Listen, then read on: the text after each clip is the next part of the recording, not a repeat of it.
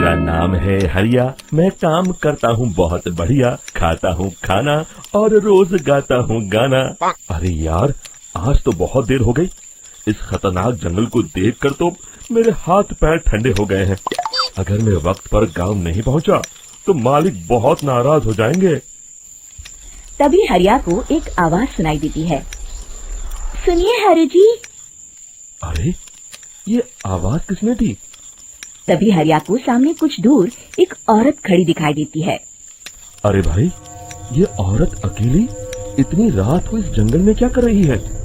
चलकर पूछना पड़ेगा।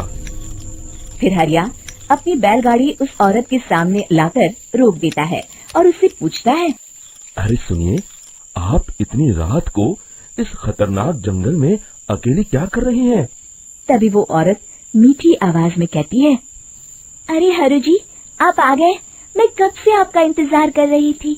वैसे तो यहाँ से काफी लोग गुजर चुके हैं, लेकिन मैं खास आपका इंतजार कर रही थी। अच्छा, तुम सच कह रही हो? मुझे तो यकीन नहीं हो रहा है। वो क्या है ना, आज तक किसी ने मुझसे इतने प्यार से बात नहीं की। हाँ हाँ हरु जी, मैं सच कह रही हूँ। अब देर मत करिए और जल्दी से मुझे मेरे घर तक छोड़ दीजिए। हाँ हाँ, कौन सी बड़ी बात है, अभी छोड़ देता हूँ। आप मेरे पीछे बैलगाड़ी में बैठ जाइए और मुझे रास्ता बताते चलिए। फिर वो औरत हरिया की बैलगाड़ी में बैठ जाती है और हरिया बैलगाड़ी हाँकता हुआ आगे चल पड़ता है। फिर उस औरत के बताए हुए रास्ते पर चलते चलते हरिया बैलगाड़ी लेकर एक काली गुफा के आगे आकर रुक जाता है। हरिया उस औरत से पूछता है। हाँ देवी जी, आपका घर कहाँ है? यहाँ पे गुफा के अलावा और कुछ नहीं है? तभी अचानक वो औरत हवा में उड़ने लगती है। देखते ही देखते उसका सुंदर रूप एक डरावनी चुड़ैल में बदल जाता है और वो जोर जोर से हंसती है। अरे तू तो एक नंबर का बेवकूफ निकला। तू तो बड़ी आसानी से मेरी बातों में आ गया। अरे मर गया रे, ये तो एक चुड़ैल है। हे भगवान बचा ले, ये तो बड़ी डरावनी दिखाई दे रही है। और फिर अगले ही पल हरिया की बैलगाड़ी में रखा सारा सामान हवा में उड़ता हुआ उस काली गुफा के अंदर चला जाता है और वो चुड़ैल भी उस गुफा के अंदर जाकर कहीं गायब हो जाती है। हरिया ये नजारा देख बुरी तरह घबरा और परेशान हो जाता है। अरे, ये चुड़ैल तो मेरा सारा सामान लेकर गुफा में गायब हो गई। अब क्या होगा? अगर मैं गांव खाली हाथ गया तो मालिक मेरी अच्छी खबर लेंगे। मेरी इस बात का कोई यकीन भी नहीं करेगा। फिर आखिर वही हुआ। हरिया के मालिक चंपक सेठ को हरिया की किसी भी बात पर रत्ती भर भी यकीन नहीं हुआ। चंपक सेठ को लगा हरिया झूठ बोल रहा है और उसने ही लालच में आकर सारा सामान हड़प कर लिया है। फिर हरिया को बेईमान समझकर चंपक सेठ उसे काम से निकाल देता है। अगले दिन अपनी दुकान में परेशान बैठा चंपक सेठ गुस्से में बड़बड़ाता है। अरे, दुकान में तो सामान बिल्कुल भी नहीं है। अब मुझे ही शहर जाकर सामान लाना होगा। फिर वो अपनी बैलगाड़ी लेकर शहर चला जाता है। शहर से सामान लेकर जब चंपक सेठ वापस गांव लौट रहा होता है, तभी उसे एक आवाज सुनाई देती है। चंपक जी, ओ चंपक जी। अरे, ये तो कोई मेरा नाम लेकर मुझे पुकार रहा है। फिर उस रास्ते में वही औरत खड़ी दिखाई देती है। फिर क्या था, हरिया की तरह चंपक सेठ भी उस औरत के पास अपनी बैलगाड़ी लेकर जाता है और वो भी उसकी चिकनी चुपड़ी बातों के मुंह जाल में फंस जाता है।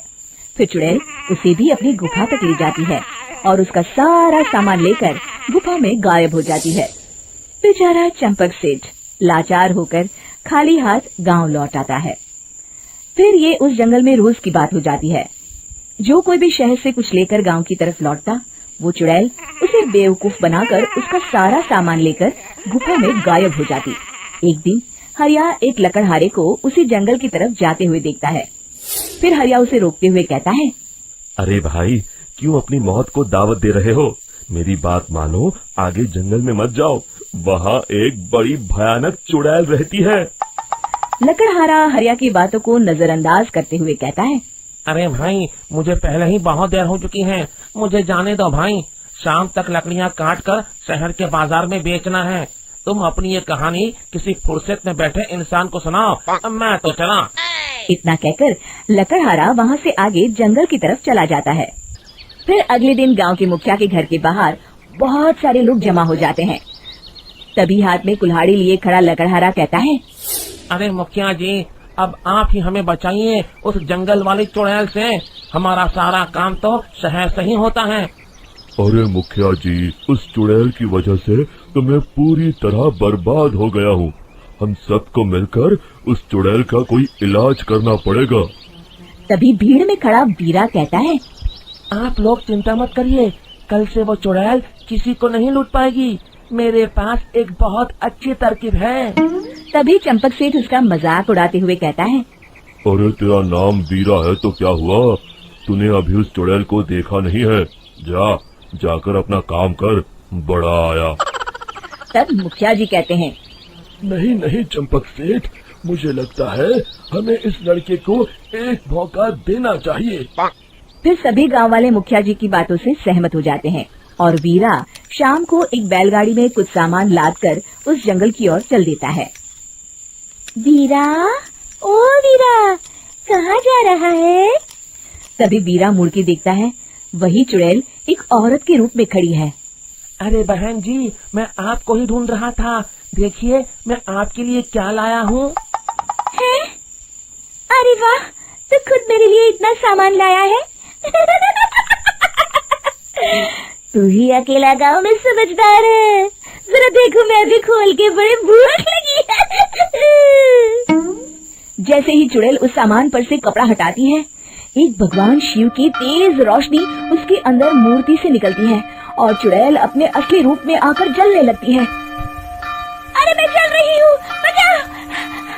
बचाओ! ओम नमः शिवाय, मर गई मैं! देखते ही देखते वो चुड़ैल राख के साथ उड़ जाती है और सभी गांव वाले भी वहां जाते हैं। शिक्षा बुराई पे सदा अच्छाई की ही जीत होती है।